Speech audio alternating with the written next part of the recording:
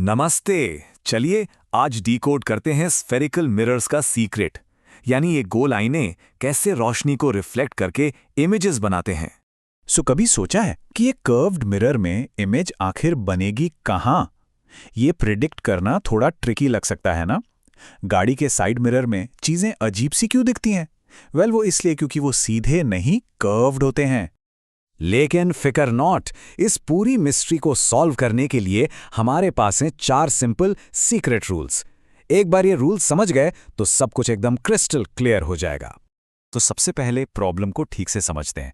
ये curved mirror आखिर इतना बड़ा पजल लगता क्यों है? देखिए, किसी भी ऑब्जेक्ट से लिटरली इन्फिनिट लाइट रेज निकलती हैं। अब आप ही सोचिए, अगर हम हर एक रे को ट्रेस करने बैठें तो ये तो नेक्स्ट टू इम्पॉसिबल है। तो यहां आते हैं हमारे सीक्रेट वेपन्स, हमारा डायग्राम टूलकिट, जिसमें है 4 गोल्डन रूल्स। इनके होते हुए हमें उन इन्फिनिट रेज के बारे में सोचने की जरूरत ही नहीं पड़ेगी। ओके, सो रूल नंबर 1 बहुत सिंपल है। इसे हम कहते हैं द पैरेलल रे। यहां देखिए, ये जो सीधी लाइन है इसे प्रिंसिपल एक्सिस कहते हैं। रूल कहता है कि जब भी कोई लाइट रे इस प्रिंसिपल एक्सिस के पैरेलल आती है तो कॉन्केव मिरर उसे रिफ्लेक्ट करके अपने फोकस से गुजारता है, और कॉन्वेक्स मिरर वो उसे ऐसे रिफ्लेक्ट करता है जैसे वो फोकस से ही निकल कर आ रही हो।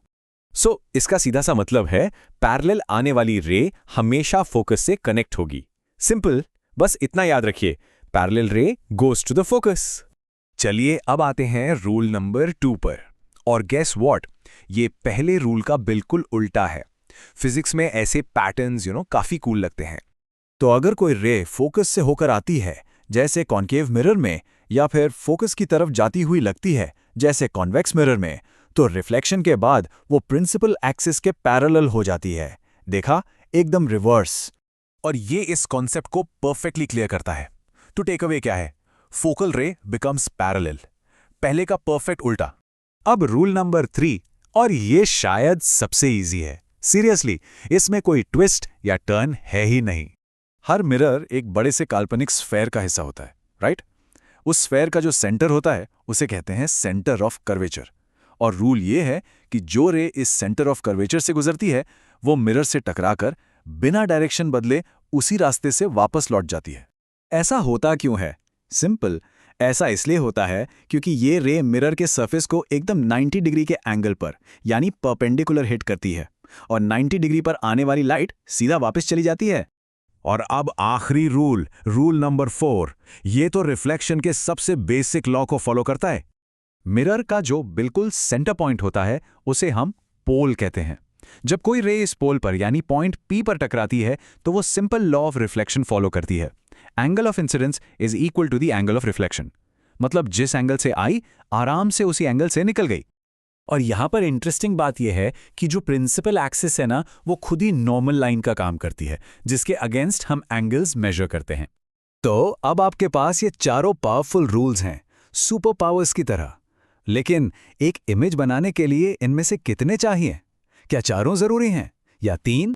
नहीं, आपको चाहिए सिर्फ 2। जी हाँ, इन 4 रूल्स में से इमेज की एग्जैक्ट पोजीशन पता करने के लिए कोई भी 2 यूज करने हैं। फिजिक्स एफिशिएंट होना पसंद करती है। तो मेथड बहुत सिंपल है। स्टेप 1, चारों में से कोई भी एक रूल चुनकर पहली रे बनाओ। स्टेप 2, कोई दूसरा रूल चुनकर दूसरी रे बनाओ।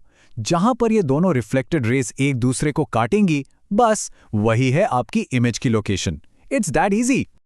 और हाँ, ये रूल्स सिर्फ टेक्स्ट बुक या एग्जाम्स के लिए नहीं है।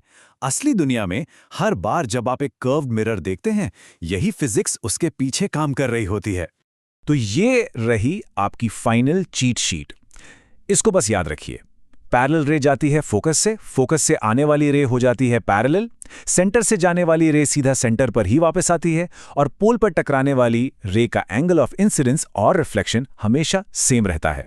तो अब जब आप ये रूल्स जानते हैं, अपने आसपास देखिए। क्या आपकी कार के साइड मिरर्स, आमतौर पर इस्तेमाल होने वाले मेकअप मिरर्स या मॉल्स के सिक्योरिटी मिरर्स में आपको इन्हीं रूल्स का एप्लीकेशन दिखता है? अब आप जहां भी आईने देखेंगे ना, उनके पीछे की फिजिक्स आपको बिल्कुल साफ नजर आएगी।